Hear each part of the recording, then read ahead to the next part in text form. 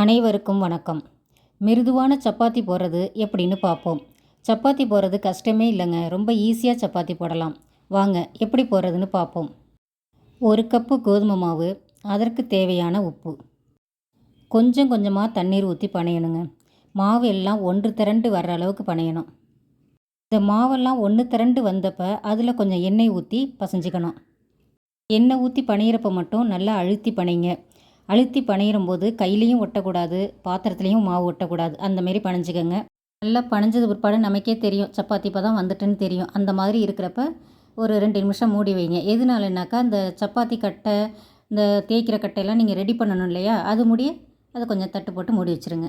சப்பாத்தி கட்டையில் மாவு வச்சு நல்லா திரட்டி எடுத்துக்கோங்க. திரட்டிட்டு அது உங்களுக்கு சின்னதாக வேணுமா பெருசாக வேணுமா, எந்த அளவுக்கு உங்களுக்கு சப்பாத்தி வேணுமோ அந்த அளவுக்கு மாவை கட் பண்ணி எடுத்துக்கோங்க. கட் பண்ணிவிட்டு ஒரு உருண்டையில் எண்ணெயை தடவிக்கங்க.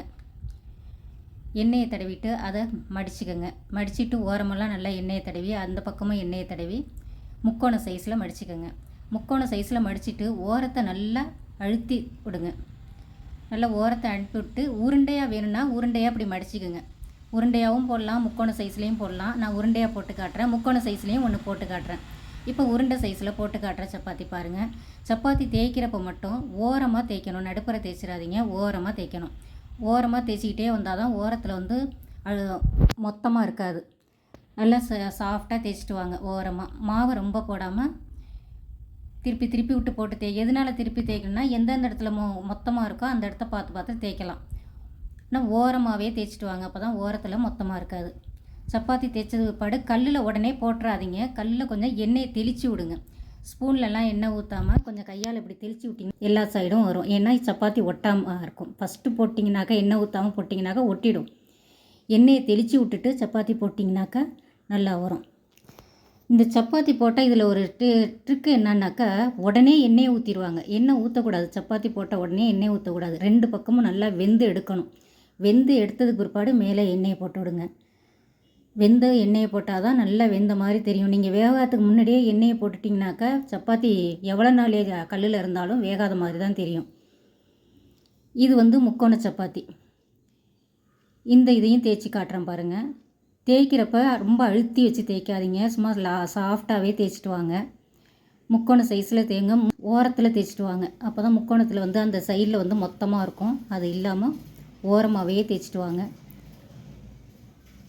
நல்லா சாஃப்டாக உருட்டி நல்லா அழுத்தி தேய்க்காமல் மெதுவாக தேய்ங்க. திருப்பி திருப்பி போட்டு தேய்ங்க. அப்போ தான் எந்த இடத்துல மாவு மொத்தமாக இருக்கோ அந்த இடத்துலலாம் நம்ம தேய்ச்சிட்டு வந்துடலாம். ஓரத்தில் மடிக்கிறத மட்டும் நல்லா அழுத்தி மடித்து விடுங்க. எண்ணெய் நான் வந்து கையால் எண்ணெயை போடுவேன், நீங்களும் கையால் போட்டுறாதீங்க. உப்பி வர்றப்ப கை உள்ற போயிட்டுனாக்கா பழுத்து போயிடும். திருப்பி விட்டு எண்ணெயை மேலே தெளித்து விடுங்க. இல்லை ஸ்பூனால் நீங்கள் போடுங்க. நீங்கள் வந்து தோசை திருப்பி வச்சுக்கோங்க சப்பாத்தி எடுக்கிறதுக்கு போகிறதுக்கெல்லாம். இதுமாரி உப்புற நேரத்தில் நீங்கள் எண்ணெயை தடவி கையால் போட்டிங்கனாக்கா கையை டபக்குன்னு உள்ற போயிடும். பார்த்து போடுங்க. அந்த ஓரமெல்லாம் நல்லா நம்ம டைட்டாக அமுக்கி விட்டோம்னாக்கா இதுமாரி நல்லா உப்பிட்டு வரும் சப்பாத்தி. நல்லா 2 பக்கமும் சுற்றி சுற்றி விட்டு வேக வச்சதுக்கு பிற்பாடு மேலே எண்ணெயை போடுங்க. வேகாததுக்கு முன்னாடி எண்ணெயை போட்டுறாதீங்க. வேகாததுக்கு முன்னாடி எண்ணெயை போட்டால் தான் சப்பாத்தி வேகாத மாரி கருப்பாக தெரியும். இது மாதிரி வெந்தது பிற்பாடு எண்ணெயை போட்டிங்கன்னா நல்லா வெள்ளையாக தெரியும் சப்பாத்தி. அவ்வளோதாங்க. ரொம்ப ஈஸியான சப்பாத்தி, மிருதுவான சப்பாத்தியாக இருக்கும்.